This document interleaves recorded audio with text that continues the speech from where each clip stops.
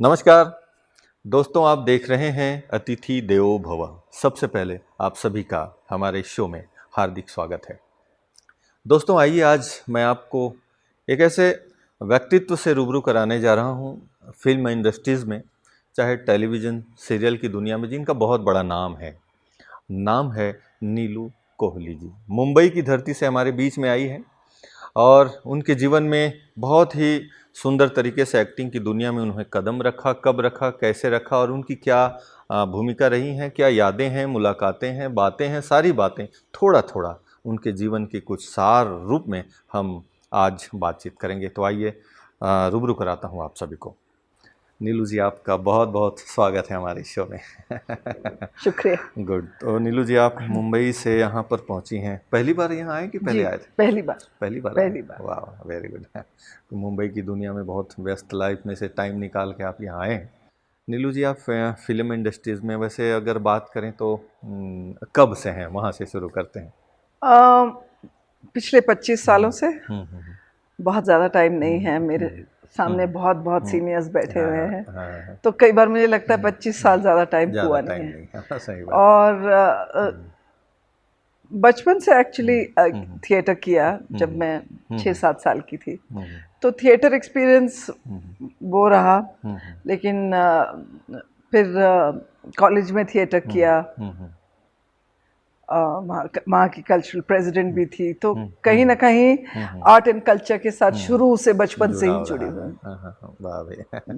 पढ़ाई लिखाई कहाँ हुई, जन्म कहाँ हुआ आपका? मेरा जन्म देहरादून का है हम्म और वहाँ की एक थिएटर ग्रुप है जागृति, हम्म जो सिर्फ एक थिएटर ग्रुप नहीं है, एक वे ऑफ लाइफ भी है, हम्म जो मेरे ही फैमिली के जो मेरे बुआ के बेटे हैं, वो चलाते हैं।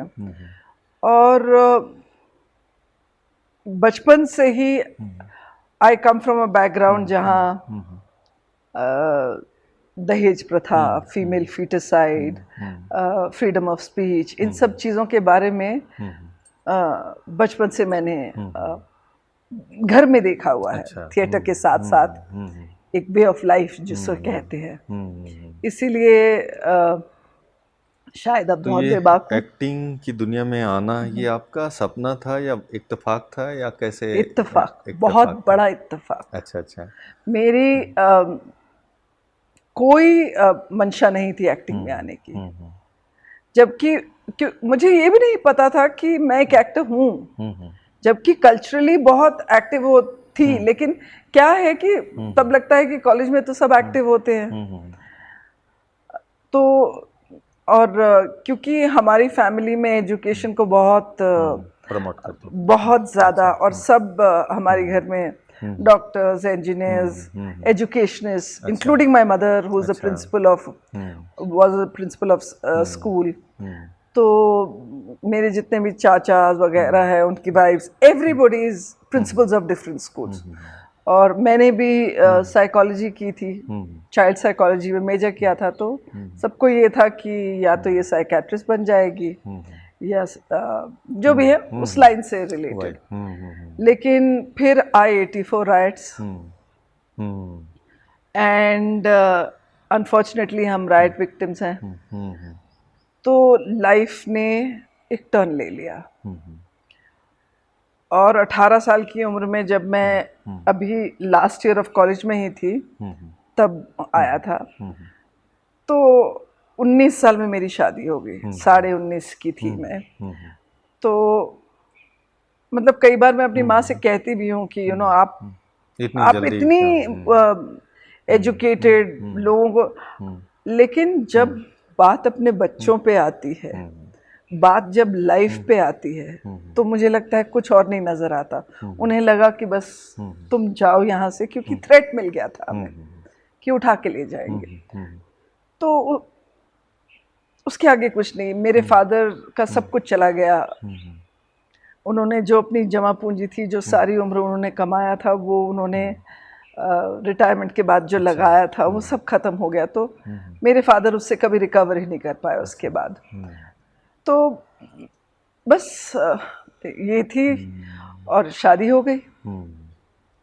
और शादी होते ही मेरा बेटा अच्छा भी आ गया, क्योंकि तब यही था। हाँ, आज से कुछ बहुत कुछ 38 करना, years back I got married. हाँ मतलब काफी कुछ करने का उस टाइम जज्बा भी होता है, लेकिन एक कुछ जिम्मेदारियां भी बढ़ गई। तो अब कॉलेज में फर्स्ट थी, यूनिवर्सिटी पंजाब यूनिवर्सिटी में थर्ड आई थी, लेकिन डिग्री लेने नहीं जा पाई क्योंकि गोद में मेरा बेटा साहिब था। तो और फिर उसी दौरान मेरी mother in law Alzheimer's patient थी। अच्छा। तो जैसे जिंदगी के वो 7-8-10 साल कहाँ चले गए नहीं समझ में आया। तो लाइफ एकदम फास्ट फॉरवर्ड हो गई। फिर शी पास्ट अवे, मेरा बेटा बड़ा हुआ। उस वक्त मुझे लगा कि मुझे कुछ करना चाहिए, लेकिन तब भी एक्टिंग से कोई लेना देना नहीं था। क्योंकि बच्चे छोटे थे, तो तब टेलीमार्केटिंग नया नया शुरू हुआ था। तो घर में बैठ के कॉल्स करती थी और बस टेलीमार्केटिंग के लिए डाटा इकट्ठा करती थी। अच्छा। तो I am not responsible for all those calls that come now, but somewhere I am. क्योंकि शुरुआत तब एक उसका एक डायमेंशन अलग था जब टेलीमार्केटिंग शुरू हुआ उस था। टाइम मुझे लगता है कि टेलीविज़न सीरियल्स आदि ये सब बहुत एक क्रेज़ भी था, और लोग बड़े इंटरेस्ट के साथ उसको देखते थे, फॉलो करते थे। कोई एपिसोड आ रहा है मिस नहीं करते थे, क्योंकि एक मोटिवेशनल भी था, वो एक दौर था। आजकल दौर तो खैर समय का बदलते रहता है। फिर कहते हैं जब ऊपर वाला मौका देता है तो अपने आप वो सिचुएशन बनी जाती है। शाहरुख खान जी का डायलॉग नहीं बोलती हूँ, सबको पता है। तो मैं अपनी बेटी को लेकर पीडियाट्रिक डेंटिस्ट के पास गई थी। तो वहाँ वो कास्टिंग कर रहे थे बच्चे की, क्लिनिक के किसी प्रोडक्ट की। तो मेरे बेटे के बाल इतने लंबे थे, तो दे सेड कि can we cast her for an ad. अच्छा। तो आई सेड ओके। और वहाँ से मेरी बेटी का करियर शुरू हुआ। और उसी के दौरान दे वुड टेल मी कि हम इसकी माँ का ढूंढ रहे हैं, आप करेंगी? अच्छा। तो मैं बोलती थी नहीं। 2-4 बार मैंने ना बोला। एक ने डायरेक्टर मुझे कहने लगे नहीं आप कर लो, क्या है, 2000 रुपये मिलेंगे। आज से 25 साल 26 साल पहले बहुत थे। तो वो मुझे बाद में पता लगा दैट आई गॉट अंडरपेड। लेकिन मुझे लगा यार सुबह से शाम तक काम किया, 2000 रुपये, ये तो बहुत बढ़िया है। तो मैंने अपने हस्बैंड से परमिशन ली, उनको भी लगा ये 1-2 बार करेगी, बस वो फिर एक शुरुआत सी हो गई। तो मेरी बेटी को तो मैंने मना कर दिया, क्योंकि मुझे लगा कि नहीं बच्चों को ये नहीं करना चाहिए, वो अपने पढ़ाई से। तो फिर जब साहिबा के लिए फ़ोन आता था तो मैं कहती थी कि no she is not doing it. तो she said can we speak to her mother. तो इस तरह फिर मेरी मॉडलिंग की लाइन में मेरी शुरुआत हुई। और फिर मॉडलिंग से फिर अर्निंग भी शुरू हो गई एक प्रकार से। फिर एक एक्टिंग शुरू। तब भी मॉडलिंग जो थी उस वक्त, जो लोग मॉडल करते थे वो जनरली काफ़ी लेट एक्टिंग में जाते थे, लेकिन मैंने एक ही साल में वो एक्टिंग की लाइन में कदम रख दिया। फिर शुरुआत हो गई आपकी जर्नी, सिलसिला चलता रहा। फिर तो जो खास, वैसे तो बहुत सारे सीरियल्स शुरू में किए होंगे, कुछ नाम अगर गिनाएं तो एक पंजाबी चैनल उस वक्त शुरू हुआ था।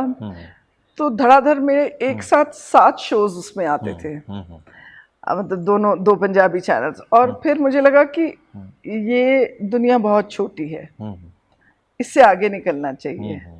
तो मेरा पहला सीरियल था जय हनुमान। अच्छा। ये डीडी पे आता था। अच्छा। उसमें मैंने कुंती का रोल किया था। जय जय हनुमान सुना हुआ लग रहा है। तो ये तब संजय खान जी डायरेक्ट करते थे, तब की बात है जब।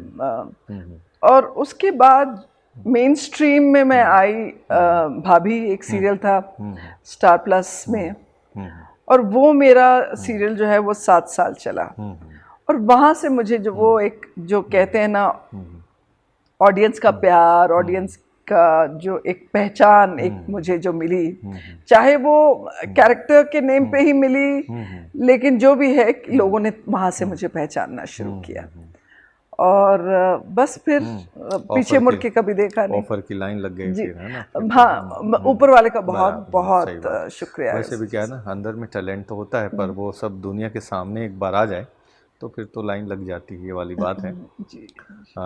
फिर टेलीविज़न सीरियल, थिएटर, और उसमें भी अभी बच्चे भी आपके सब उस फील्ड से अभी भी जुड़े हुए हैं? कुछ मतलब इस फील्ड से नहीं जुड़े, दूसरे फील्ड में जुड़े? अच्छा, दो बच्चे हैं मेरे। शुरुआत भले उनसे हुई लगता है लेकिन अच्छा, दोनों ही एसोसिएटेड नहीं है अच्छा, इस लाइन से। तो वो जैसे कि उन्होंने आपको प्रमोट कर दिया। बिल्कुल, वो मेरे लिए था। आपके लिए था, गुड।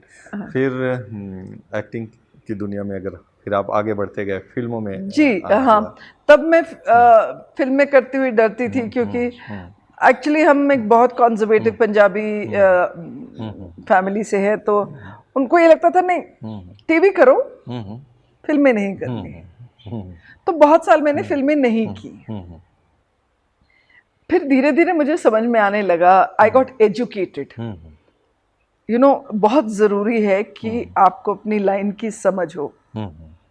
और जिस कास्टिंग काउच की सब लोग बात करते हैं, मुझे लगता है वो सब जगह होता है, सिर्फ हमारी इंडस्ट्री में ये हाईलाइट हो गया था। तो फिर मैंने रीजन आउट करना शुरू किया घर वालों से। My husband was very supportive, but बाकी लोग, तो मैंने कहा क्यों नहीं। बोले नहीं, हम पढ़ते हैं इसके बारे में। तो मैंने कहा आपको मुझ पर विश्वास नहीं है क्या? और तब खैर ये समझ नहीं थी कि बड़ा पर्दा होता है और टीवी छोटा पर्दा है, और छोटे पर्दे के कलाकार जो है वो बड़े पर्दे पर एक्सेप्ट नहीं होते हैं। तब हमारे दिमाग में ऐसा नहीं था। लेकिन जब मैंने ट्रांजिशन किया, जब अब जब आप एक रोल करते हैं, अब 7 साल मैंने भाभी किया, इतने साल बाकी शोज किए, तो एक टाइम आता है जब एक एक्टर ना सैचुरेटेड हो जाता है उसी कैरेक्टर पे। तो अब रोज आप वही लाइनें किस तरह कन्विंसिंग बोलेंगे, क्योंकि सिचुएशन तो वही है, 4 5 6 7 उन्हीं सिचुएशन में आपको रिएक्ट करना है। तो मुझे लगा कि कुछ हट के ऊपर कुछ किया जाए। और करती हूँ। तो उस वक्त हकीकत नाम का एक शो आता था सहारा टीवी पर, जो ये क्रिमिनल स्टोरीज की तरह था, जो बाकी उसमें। तो उसकी जो कास्टिंग करते थे जोगी जी, मैं उनको कहती थी, उन्होंने एक बार मेरी कास्टिंग की। तो जब मैं थोड़ा सा वो होता था कि सैचुरेशन पॉइंट आता है, तो उनको फ़ोन करती थी। उन्होंने मेरी एंट्री उसमें कराई हकीकत में, और उसके बाद धीरे धीरे मेरी एंट्री फिल्मों में हुई, क्योंकि उस समय सिर्फ फिल्म डायरेक्टर्स हकीकत करते थे। तो धीरे धीरे मैंने फिल्मों में काम करना, और मुझे लगा अरे ये तो बहुत बढ़िया है। तो उस समय मुझे समझ में आने लगी। और I know this is not being humble, I am one of the few actors जिसने हर मीडियम में काम किया है। थिएटर भी किया है, एड्स भी की हैं, टीवी भी की है, फिल्म भी की है, वेब भी किया है, शॉर्ट फिल्म भी किया है। आई थिंक मैंने कोई मीडियम छोड़ा नहीं। वाह वाह वाह। तो मुझे लगता है कि अभी जहाँ पर भी आप ऑडिशन की तो ज़रूरत ही नहीं लगता है, नहीं है, क्योंकि मुझे लग रहा है आपकी आवाज़ में एक गंभीरता भी लग रहा है, बहुत प्यार ममता। जैसे अगर आपको, मुझे लगता है गुस्सा करने का कोई रोल दिया जाए तो नहीं कर पाएंगे। मैं बहुत अच्छा करते हैं क्या? बहुत लगता अच्छा नहीं आपकी आवाज़ से कि आप गुस्सा कर पाएंगे, क्योंकि अभिनय है ना। अभिनय तो करना पड़ता है, ऐसा अभिनय है तो जो नेचुरलिटी ने आपकी आवाज़ में प्यार झलक रहा है। एक आवाज़ में दम है, हाँ, दम है, बेस है। तो गुस्से वाले रोल्स में बहुत अच्छा करती हूँ, ऑडियंस बताएगी आपको। तो थोड़ा सा आप एक्टिंग करके दिखा सकते हैं अभी, थोड़ा सा। लेकिन आप डर जाएंगे। नहीं, मेरी आवाज़ बहुत बुलंद हो जाती है। हाँ, ये अच्छी बात है वैसे तो ये, लेकिन मुझे लग रहा है आप, मतलब एक होता है ना किसी की आवाज़ सुन के एक अपनापन झलकने लगता है, वो वाली आवाज़ है आपकी लग रही है। हाँ, वो जनरली वो क्या कर रहे हो बेटा, जैसे कि आप दिल से बोल रही हैं। खाना खाया ना बेटा। बहुत थके हुए लग रहे हो, हाँ, कुछ करते क्यों नहीं, सो जाओ बेटा, हाँ। बाद तो ये वो एक नींद कॉमन नहीं है। आएगा तो भी सो और जाएगा। हाँ, और फिर ये है कि क्या कर रहे हो, हाँ, वो उसी में ही वो बस ये वाली बात है। ठीक, ये तो तो खैर मैं ये रूप अभी ज़्यादा उस रूप की चर्चा नहीं करेंगे। तो वो फिल्मों में और एक्टिंग के लिए जी, वहाँ तक ठीक है, पर मैं जहाँ तक मुझे लग रहा था। ये चलिए। इसलिए था क्योंकि थिएटर किया था, थिएटर किया था इसलिए। थिएटर किया था तो थ्रो का पता था हाँ, हाँ, कि हाँ। जो लास्ट रो में जो बैठा है उस तक मेरी आवाज पहुंचनी है, हाँ, हाँ, तो ये सिखाया गया था। बराबर है। गुड। तो ये कहीं ना कहीं थिएटर जो है वो मेरा टीचर बन गया, और मुझे पता ही नहीं लगा कि थिएटर मेरा टीचर गुड है। गुड। नीलू जी, बहुत सारे सीरियल्स आपने की हैं और जी। फिल्मों में भी आपने कोई मोमेंट ऐसा या कोई डायलॉग ऐसा जिसमें आपको बहुत गुस्सा वाला नहीं बोलूँगा, प्यार मोहब्बत वाला, क्योंकि अच्छा लग रहा है मुझे आपकी उस आवाज़ से, कुछ डायलॉग्स जो दिल के बहुत करीब है, अच्छा लगा। है ना, कई ऐसे होते हैं, याद करना पड़ेगा भले आपको, कई इतने सारे किए तो याद करना हाँ, पड़ेगा। डायलॉग नहीं बोलूंगी लेकिन तो सिचुएशन बता। सिचुएशन थोड़ा सा आप अगर तो कहें तो। हर एक्टर का ड्रीम होता है अमिताभ बच्चन सर के साथ काम करना। हम्म, तो अभिषेक के साथ मैंने 2 फिल्में की थी। रन की थी जब वो नए नए थे, और उसके बाद अब मैंने जाके उनके साथ वो अनुराग कश्यप वाली फिल्म मनमर्जियाँ की, जिसमें तापसी पन्नू, विकी कौशल और अभिषेक बच्चन है। तो उसमें मैं दोनों में मैं अभिषेक जी की मदर बनी थी। लेकिन मुझे ये था कि मुझे सीने बच्चन के साथ अच्छा, काम करना है, हाँ, हाँ, और आई थिंक हर एक्टर का ये एक ड्रीम होता है। और फिर मुझे ऑफर हुई गुड बाय, जिसमें अमिताभ बच्चन जी और नीना गुप्ता जी है। तो मैंने उसमें नीना गुप्ता जी की सिस्टर का रोल प्ले किया था। तो मुझे बस वो याद है कि मैंने कुछ नहीं पूछा, मुकेश छाबड़ा ने मुझे कॉल किया। He is basically responsible for getting me into active films. तो उनका था कि क्या कर रहे हो नीरू जी अगले 10 दिन, मतलब जो उसने डेट। मैंने कहा नहीं, अभी कुछ खास नहीं। टीवी नहीं कर रहे हो? मैंने कहा नहीं, कोरोना के दिन थे। तो बोले ठीक है 10 दिन मुझे दे दो। तो मैंने कहा हाँ ले लो। बोले पूछेंगे नहीं? मैंने कहा नहीं, तुमने कह दिया। बोले ये फिल्म है। तो मैंने कहा अब रोल भी बता दो। बोले जस्ट गो हैव फन। तो जब पहला दिन मैंने, मतलब मुझे ये मेरे लिए एक मेरी हिस्ट्री, मेरी जिसको कहते हैं ना ऐसा मोमेंट जिसको मैं कभी नहीं भूल पाऊंगी। सर के साथ पहला दिन था, पहला सीन था, और कोइंसिडेंटली हम सेम सोफे में बैठे थे। तो पहले तो मुझे यकीन ही नहीं हो रहा था। तो मुझे लगा, मैं बार बार अपने आप को no no no this is not possible, और मैं ऐसे ऐसे करती थी और फिर उनको देखती थी। नहीं नहीं, फिर अब ऐसे आंख बंद थी ना। तो उन्होंने देखा। अच्छा, तो मुझे पूछा ये तुम क्या कर रही हो? मैंने कहा सर नहीं, मुझे यकीन नहीं हो रहा है कि मैं आपके साथ एक्टिंग कर रही हूँ और सेम फ्रेम में हूँ। तो उन्होंने हंसना शुरू कर दिया। तो मैंने कहा इट वॉज माई ड्रीम। तो उस वक्त लगा कि वाह, बढ़िया, संतुष्टि, खुशी, संतुष्टि। उसी दौरान मैंने एक और फिल्म की दिलजीत दोसांझ के साथ, जोगी, जो 84 राइट्स के बारे में है। और जैसे मैंने आपको पहले बताया कि वी आर राइट विक्टिम्स, तो मुझे लगा जैसे वो मेरे लिए रिडेम्पशन है, गॉड सेंट अपॉर्चुनिटी है। और मेरा रोल भी वही था जो शायद मेरी माँ के साथ हुआ था ड्यूरिंग वेरी सिमिलर। तो मुझे लगा कि अपनी माँ को ट्रिब्यूट देने का इससे बड़ा मौका मुझे कभी मिल नहीं सकता। तो मैंने वो फिल्म की, 84, बहुत बहुत डार्क फिल्म है, लेकिन उसमें there is this one scene जहाँ हम सब एक गुरुद्वारे में कैद हैं, सब सीनियर्स हैं, और वो आता है जोगी, और उसने पानी में अपना अक्स देख के अपने केस काट लिए हैं। अच्छा, और being a Sardarni my self, और बीइंग वो पूरा सीन था कि वो माफी मांगता है मुझसे, और मैं वो भी वो जो उसका जो थंबनेल है वो नेटफ्लिक्स की फिल्म का एक वो बन गया है, क्या उसको थंबनेल बन गया है। हाँ, खोलते ही दिखता है।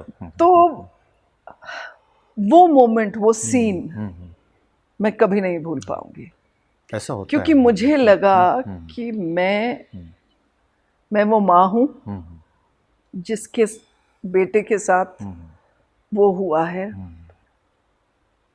और वो मेरे लिए सीन नहीं था, वो मेरे लिए एक मौका था। ना उस सीन में किसी ने ग्लिसरीन लिया, और वो बहुत बढ़िया सीन था वो। कई बार होता है, रियल लाइफ जो है कई बार रियल लाइफ के साथ कनेक्ट हो जाता जी, है, तो वो बिल्कुल दिल में उतर जाती है। So that was a very special film. Special film, वाह गुड। ऐसे और भी कई यादें होंगी, लेकिन अभी मैं चाहता हूँ समय को देखते हुए, ब्रह्मा कुमारी में आपका आना हुआ है, जी पहली बार आए हैं यहाँ पे ना? जी, कैसे आना हुआ, कांटेक्ट किस तरह से हुआ, और आके कैसे लग रहा है इस पर? गई नहीं थी मैं ब्रह्म कुमारी की वहाँ, लेकिन कांटेक्ट में थी संजय पोरवाल जी की, जो बॉम्बे में है, और वो हमेशा कहते थे आओ आओ आओ, लेकिन जब तक समय नहीं होता सही बात, तब तक आप नहीं आते हैं। और फिर अंजलि अरोड़ा जी, वो मुझे मिली और उन्होंने कहा कि ऐसे आर्ट और कल्चर के ऊपर एक हमारा सेमिनार है माउंट आबू में, आप चलो। तो अंजलि अरोड़ा जी मुझे यहाँ लेकर आई, और यहाँ आके तो पहली बात तो मुझे यकीन नहीं हुआ कि इतनी खूबसूरत जगह हो सकती है। यहाँ का जो अमृत वेला किया, सुबह 3:30 बजे उठ के आप बाबा के साथ जुड़े हैं, मेडिटेशन कर रहे हैं, मतलब मुझे जब मैं यहाँ आई थी तो ट्राई मी वाला था मेरा, कि चलो देखते हैं कुछ क्या है आउट ऑफ क्यूरियोसिटी आई थी मैं। लेकिन मुझे नहीं लगता कोई यहाँ आए और यहाँ के रंग में ना रंगे,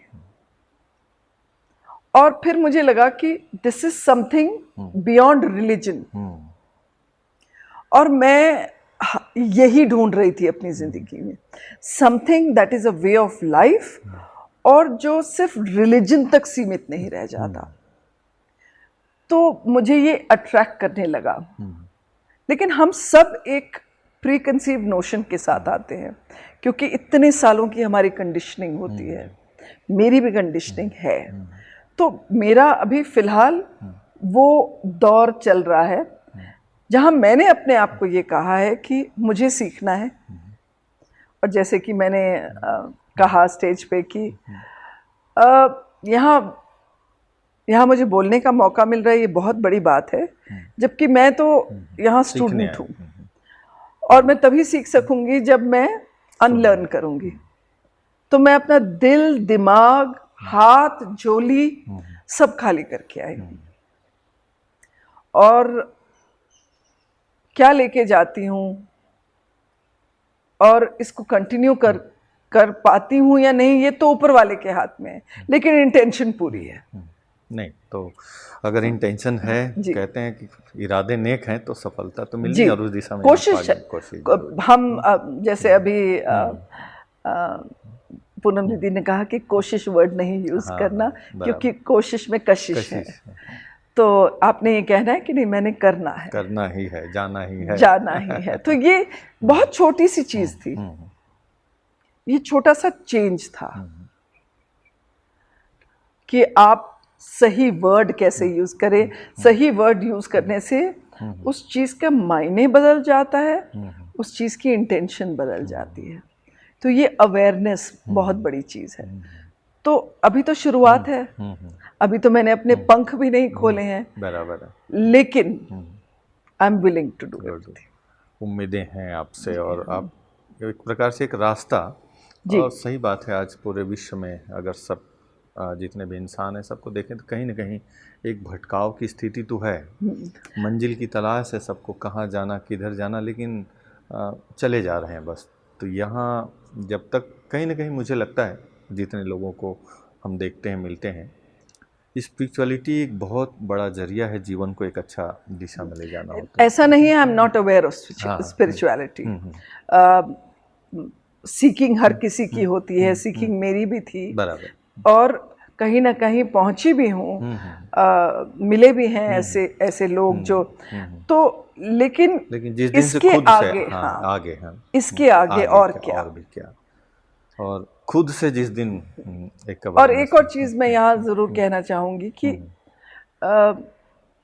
आई lost my husband some time back. तो वो जो उतार चढ़ाव मेरी जिंदगी में है फिलहाल, तो मुझे लगता है कि एक जो कंफ्यूजन है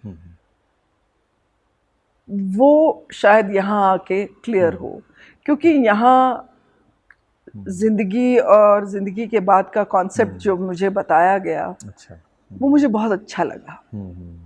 ये कितने समय पहले की बात जो आप ये आप मानेंगे नहीं, लगता है बहुत समय पहले की बात है, लेकिन ये इन्हीं मतलब इसी दौरान की बात है। तो एक जो डिस्कशन हुआ, जो वे ऑफ लाइफ, जो सही वे तरीका है ज़िंदगी जीने का, किसी के जाने के बाद भी जो आप यहाँ सिखाया जाता है, मैं उससे बहुत प्रभावित हुई। हाँ, और यहाँ बताए भी जाते हैं वैसे आत्मा का एक जर्नी है, और वो जर्नी कहते हैं वैसे भी कि जब भी कोई अगर शरीर छोड़ते हैं तो 3 चीज़ें हैं, जो एक तो उनका पार्ट चेंज होता है, कहते हैं ड्रेस चेंज हो गया, एड्रेस चेंज हो जाता है और पार्ट चेंज हो जाता है। तो वो कनेक्शन, वो बातें आपको यहाँ से जो अनुभव, एक विल पावर डेवलप। हाँ, बस वही, ऐसा नहीं है कि मुझे ये पता नहीं है जो आप कह रहे हैं, बराबर, लेकिन इस पर अमल करना, वो एक उसके लिए जो एक प्रोसेस की जरूरत है। सही बात। तो I am beginning to like that process. बहुत सुंदर अनुभव आपके नीलू जी। मन तो करता है बातचीत करते रहें, क्योंकि एक अच्छी, सबसे पहले तो मैं आपकी आवाज़ से बहुत इम्प्रेस हूँ, बहुत अच्छा लग रहा है, मन करता है बात करते रहें, लेकिन घड़ी को देखता हूँ तो कहते यहीं थोड़ा थम जाओ, आगे बात करना। बिल्कुल, अभी तो शुरुआत हुई है, और मिलते रहेंगे ज़रूर। आपके जीवन की कुछ वो बातें हैं, अनटच जो स्टोरी है, कुछ चीज़ें हमने देखा, महसूस किया, और सार में देखें तो सचमुच में यही जीवन है, जिस उतार चढ़ाव और ऊपर नीचे तो एक पार्ट है लाइफ का, पर स्टेबल रह के आगे बढ़ना ये जीवन है, और आप आगे बढ़ रहे हैं, ये हमें बहुत खुशी है, और हमारी शुभकामना है कि आप ऐसे ही आप अपने लाइफ में आगे बढ़ें, वो ऊंची उड़ान भरें, सारा संसार आपको देखे, और आप एक प्रेरणा स्रोत बने। शो में आए, इसके लिए आपको बहुत बहुत शुक्रिया। नहीं, शुक्रिया मुझे कहना चाहिए। मुझे लगता है कि this is my life changing process, और शुक्रिया। तो सुना दोस्तों, आपने आज के एपिसोड से ज़रूर कुछ न कुछ बातें नीलू जी की आपके दिल तक दस्तक ज़रूर दी होगी, क्योंकि जिस तरह से उनके जीवन की अनुभूतियां हैं और जिस तरीके से उन्होंने अपने जीवन की वो बातें बताई है, तो कहीं ना कहीं आपके दिल में कुछ करने की, समाज के लिए, अपने व्यक्तिगत जीवन के लिए भी कुछ अच्छा काम करने की प्रेरणा जरूर मिली होगी। आइए आप भी स्वस्थ रहें, खुश रहें, और ब्रह्म कुमारी की शाखाएं आप जहां भी हैं उसके आसपास हैं, आप भी जाएं और अपने जीवन को एक खुशनुमा बनाएं, जीने की कला सीखें। इन्हीं शुभकामनाओं के साथ फिर मिलते हैं कार्यक्रम की अगली कड़ी में एक नए मेहमान के साथ। तब तक के लिए दीजिए मुझे इजाज़त। नमस्कार। ओम शांति।